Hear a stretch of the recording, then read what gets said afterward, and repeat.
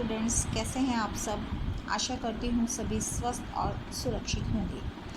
तो छात्रों, आज की हिंदी कक्षा में हम लेखन कौशल के अंतर्गत संवाद लेखन का अध्ययन करेंगे।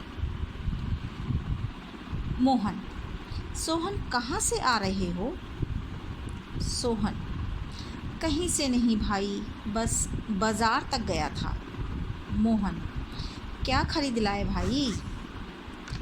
सोहन, कुछ खास नहीं, बस सब्जी खरीद कर लाया हूँ। मोहन, अच्छा, परंतु आजकल तो महंगाई आसमान छू रही है। सोहन, हाँ भाई, 100 रुपयों में केवल एक समय की सब्जी आई है। मोहन, हाँ भाई, क्या करें।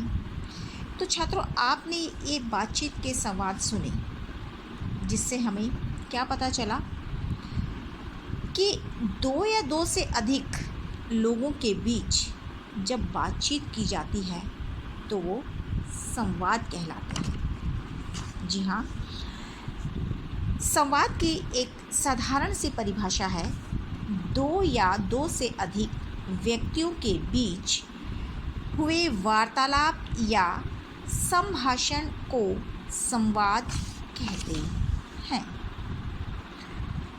दूसरे शब्दों में, संवाद का सामान्य अर्थ बातचीत ही है, परंतु हिंदी व्याकरण के अंतर्गत जब हम संवाद लिखते हैं तो हमें कुछ नियमों को या कुछ बातों को ध्यान में रखना चाहिए ताकि हमारे संवाद रोचक बन सके। तो छात्रों, संवाद लेखन करते समय हमें निम्नलिखित बातों का ध्यान रखना चाहिए। पहली, संवाद की भाषा सरल और संक्षिप्त होनी चाहिए। संक्षिप्त यानी कि छोटे छोटे संवाद हों तो वो हम बेहतर तरीके से किसी को समझा सकते हैं। संवाद में ज़्यादा बड़े बड़े संवाद बोले जाने पर समय भी अधिक लगता है। दूसरा, हमें किसी को समझाने में भी थोड़ी सी परेशानी आती है।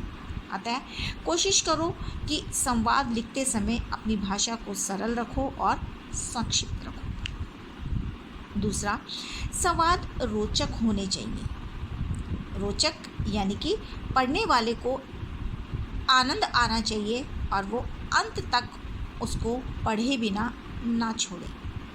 सुनने वाले पर प्रभाव डालने होने चाहिए।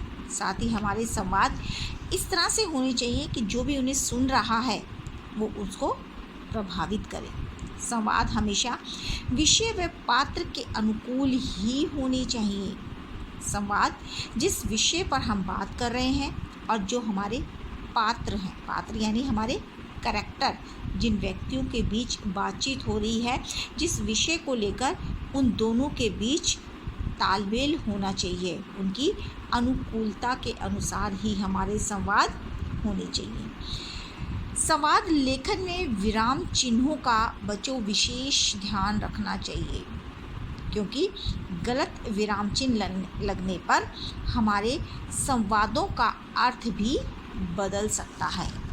अतः विराम चिन्हों का विशेष ध्यान रखते हुए ही संवाद लेखन की रचना करनी चाहिए। साथ ही छात्रों, यदि हम यथास्थान पर अपने संवादों में मुहावरे व लोकोक्तियों का अगर प्रयोग करें तो वो हमारे संवाद में सजीवता ला देते हैं। जैसे हमने यहाँ पर अपने इस संवाद में किया था कि महंगाई आसमान छू रही है, तो इस संवाद को थोड़ा सा प्रभावशाली बनाने के लिए हम अपने संवादों में मुहावरों और लोकोक्तियों का प्रयोग कर सकते हैं। संवाद का आरंभ और अंत रोचक होना चाहिए, यानी कि आरंभ और अंत दोनों ही पढ़ने वाले को बांधे रखें, ताकि हमारे जो संवाद है सामने वाले पर अच्छे से प्रभाव डाल सके।